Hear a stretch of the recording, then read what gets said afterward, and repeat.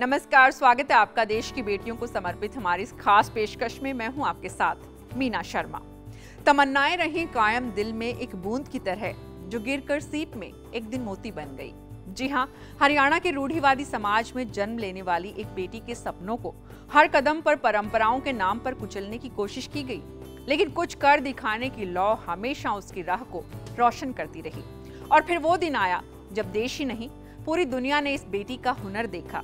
एक छोटे से गांव से निकलकर पहले वॉलीबॉल की राष्ट्रीय खिलाड़ी बनी, फिर महिलाओं की आवाज। कैसे? देखिए ये दिलचस्प और प्रेरक यात्रा आज के एपिसोड में। उम्र 55 की, दिल बचपन का, वही जोश, वही जज्बा। बस कोर्ट हो और वॉलीबॉल, फिर जगमती को कोई नहीं रोक सकता। पहला प्यार वॉलीबॉल, और यही वॉलीबॉल खेलते खेलते छोटे से गांव बुटाना की बेटी बन गई हरियाणा की पहचान। जिस दौर में बेटियों और बहुओं का काम गोबर, पानी और चौका चूल्हा हुआ करता था, उस वक्त इस बेटी की नजरें मैदान पर रहती थी।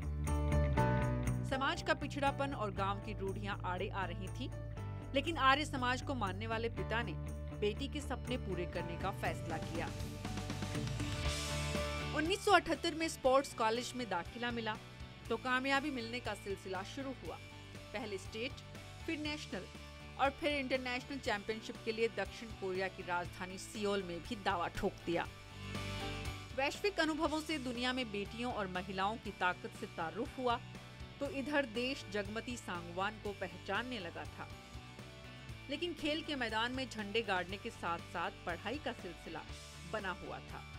डबल MA और फिर सोशियोलॉजी में PhD, साथ में SFI में सक्रियता। ऐसे में स्टूडेंट यूनियन में जगह मिली और अपनी बात कहने का मंच भी।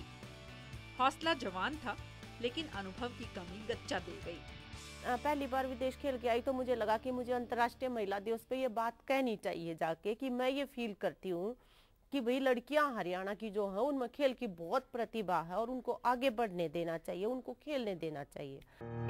लेकिन ये पहली चूक आखिरी साबित हुई। उसके बाद संघर्षों से ऐसा रिश्ता जुड़ा कि जिधर मुड़ी उधर ही काफिला बनता चला गया। कामरेड इंद्रजीत ने जिंदगी भर साथ चलने का वादा किया। फिर भगत सिंह से प्रेरणा लेकर 23 मार्च 1985 को अपने संगठन की नींव रखी। पहले घर बाहर की साफ सफाई के लिए जागरूकता अभियान से शुरुआत की और फिर महिलाओं के अधिकारों की आवाज बनी। ऐसे में सामना हुआ खाप पंचायतों से। आप जब मतलब प्रशासन के खिलाफ आवाज उठाते हैं, सरकार के खिलाफ आवाज उठाते हैं तो आप महान बन जाते हैं। लेकिन अपने समाज की कुरीतियों के खिलाफ अगर आवाज उठाते हैं तो ये वो समाज है जहाँ पे राजा राम मोहन राय ने भी जब सती प्रथा के खिलाफ आवाज उठाई तो उनके ऊपर भी कीचड़ भी फेंका गया। उनके घर वालों ने भी कहा कि भाई ये हमारा मतलब बीज ही नहीं है।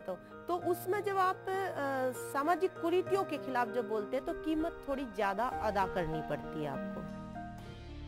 2005 में झज्जर के रामपाल और सोनिया की शादी का मामला सामने आया और खाप ने दोनों को भाई बहन घोषित कर दिया तो जगमती ने मोर्चा संभाला और कानून के सहारे न्याय दिलाया। झूठी शान में होने वाली हत्याओं के खिलाफ आवाज उठाई और नतीजा ये हुआ कि पुलिस प्रशासन की लापरवाही और खाप के फरमानों पर करारी चोट लगने लगी। खुद को कानून से ऊपर मानने वाली खाप पंचायतों को भी खुद को बदलना पड़ा। देखिए, कुछ भी हो अगर तो आप बातचीत के माध्यम से, संवाद के माध्यम से, और आपका संवाद नहीं है तो आप बोलचाल बंद कर सकते हैं, आप रिश्ता तोड़ सकते हैं, लेकिन हिंसा से डील ना करें। ये मुझे लगता है कि ये एक उपलब्धि है हमारे संघर्ष और आंदोलन की। पिछले 30 सालों से जारी संघर्ष का ये सफर आज all India democratic women association के जनरल सेक्रेटरी के पद पर पहुंच चुका है और ये देश में महिला आंदोलन का एक जाना पहचाना नाम है। हरियाणा की ये बेटी देश का स्वाभिमान है और हमें इन पर अभिमान है।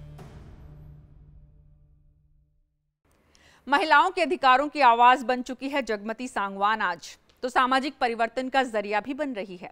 कल आपको मिलवाएंगे महिला सशक्तिकरण में बड़ी भूमिका निभा रही एक ऐसी ही और बेटी से। लेकर चलेंगे मेघालय। बस आप देखते रहिए अब के बरस मोहे बिटिया ही दीजो।